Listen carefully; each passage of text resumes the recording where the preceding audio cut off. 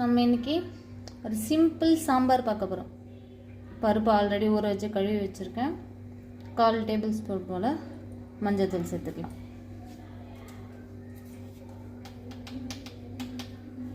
கூடவே 1/4 table spoon உப்பு சேர்த்துக்கலாம். சேர்த்து பருப்பு முங்குற அளவுக்கு தண்ணி ஊற்றினா போதும். நம்ம பாருங்கள், இந்த அளவுக்கு தண்ணி ஊற்றினா போதும். இப்போ மூடி போட்டு மூடிக்கலாம். 3 விசில் வச்சு பருப்பை வேக விட்டு எடுத்துக்கலாம். ஸ்டவ் ஆன் பண்ணிவிட்டு வச்சுக்கலாம்.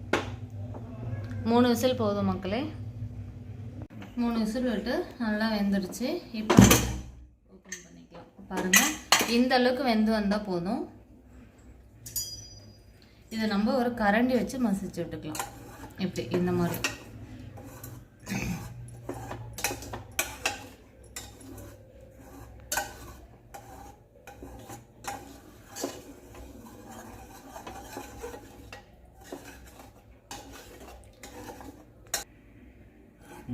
பாருங்க, இந்த அளவுக்கு மசிச்சுக்கலாம். இப்போ இதை இதோட எடுத்து வச்சுட்டு நம்ம குழம்பு தாளிக்க ஆரம்பிக்கலாம்.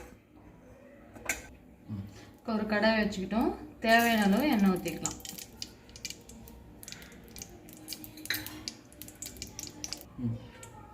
எண்ணெய் சூடாயிடுச்சு. இப்போ ஒரு வெங்காயம் கட் பண்ணி வச்சுருக்கேன், அதை சேர்த்துக்கலாம்.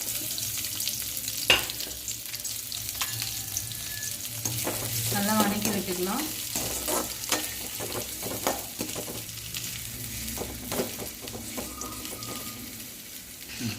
பாருங்க, ஒரு 50% வெந்துச்சு. இப்போ நம்ம கருவேப்பிலை சேர்த்துக்கலாம். சேர்த்துட்டு நல்லா வதக்கிக்கலாம்.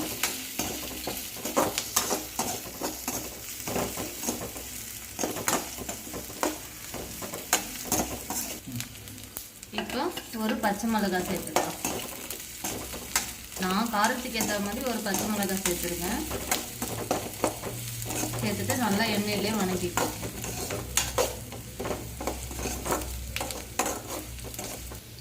இப்போ காஷ்மீரி சில்லி 1 டேபிள் ஸ்பூன் அளவு நான் சேர்த்துக்கிறேன். சேர்த்து நல்லா கிண்டி விட்டுக்கலாம்.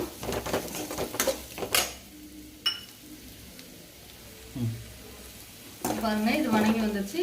நான் இப்போ 3 விதமான காய் எடுத்திருக்கேன். கத்திரிக்காய், உருளைக்கிழங்கு, நூக்கல் 3 கட் பண்ணி வச்சிருக்கேன். அதை சேர்த்துக்கலாம்.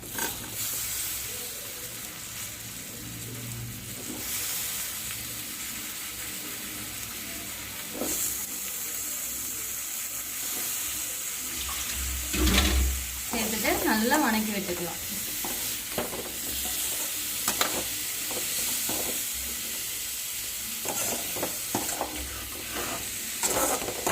மூணு காயும் நமக்கு நல்லா வெந்து வரட்டும்.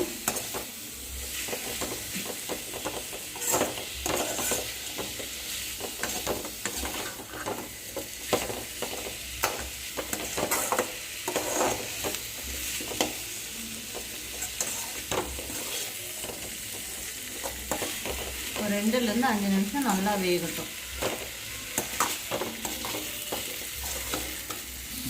இப்போ காய் எல்லாமே நமக்கு பாதி அளவு 50% வெந்து வந்துச்சு. இப்போ 1/4 டேபிள் ஸ்பூன் அளவு நம்ம மஞ்சள் தூள் சேர்த்துக்கலாம். 1/4 டேபிள் ஸ்பூன் அளவு சாம்பார் பொடி சேர்த்துக்கலாம்.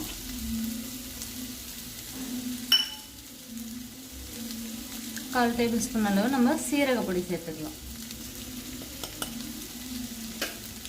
சேர்த்துட்டு நம்ம நல்லா கிண்டி விட்டுக்கலாம். மசாலாவோட போகிற அளவுக்கு நம்ம கிண்டி விட்டுக்கலாம்.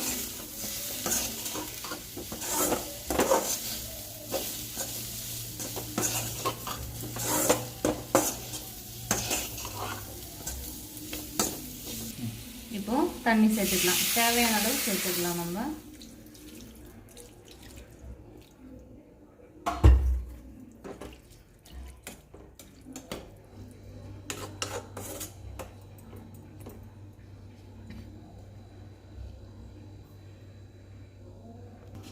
இப்போ தண்ணி ஊற்றி நல்லா நம்ம மிக்ஸ் பண்ணியாச்சு. இந்த நேரத்தில் ஒரு சின்ன தக்காளி நான் கட் பண்ணி வச்சுருக்கேன், மீடியம் சைஸில். அதை சேர்த்துக்கலாம். எல்லாம் சேர்ந்து நல்லா கொதிச்சு வரட்டும்.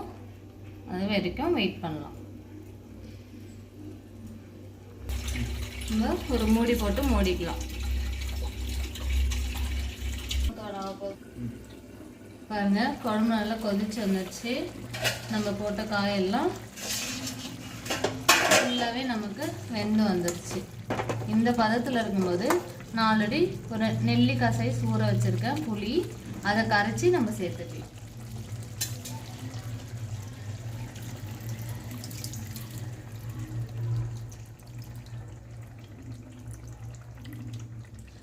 புளி சேர்த்துட்டு ஒரு கொதி விட்டுக்கலாம்.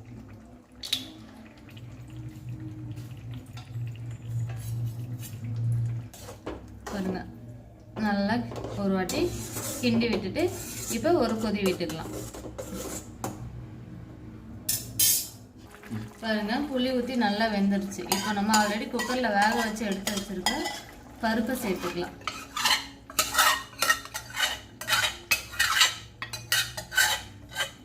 உங்களுக்கு இதுவே போதுமான அளவுனா நீங்கள் தண்ணி சேர்க்க வேணாம், இல்லைன்னா கொஞ்சம் இது கழுவி மட்டும் நம்ம தண்ணி ஊற்றிக்கலாம். இது ஒரு கொதி வரட்டும், அதுக்குள்ளே நம்ம தாளிப்பு ரெடி பண்ணிக்கலாம்.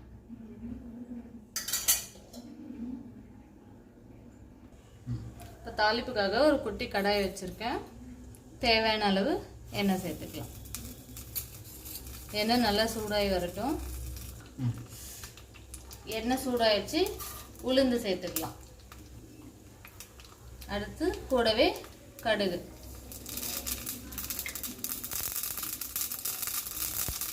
கொஞ்சம் போல சீரகம், 2 வரமிளகாய் எடுத்து வச்சிருக்கேன், அதை சேர்த்துக்கலாம்.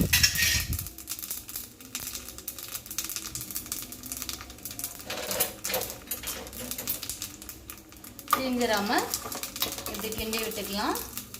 கொஞ்சம் கருவேப்பிலை,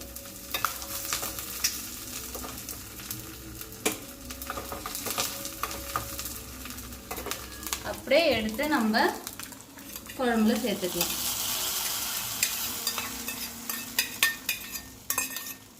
இப்படி நம்ம தாளிக்கும் போது நமக்கு சுவையாகவும் மணமாகவும் இருக்கும். சிம்பிள் ஸ்டைலில் ஒரு சுவையான அருமையான சாம்பார் தயாரிடுச்சு. இது போல் நீங்களும் செஞ்சு பார்த்து கமெண்ட் பண்ணுங்கள் ஃப்ரெண்ட்ஸ். எல்லாத்தையும் நம்ம தாளிப்பெல்லாம் சேர்த்தாச்சு. இப்போ தேவையான அளவு உப்பு சேர்த்து பரிமாறிக்கலாம். தேங்க்யூ.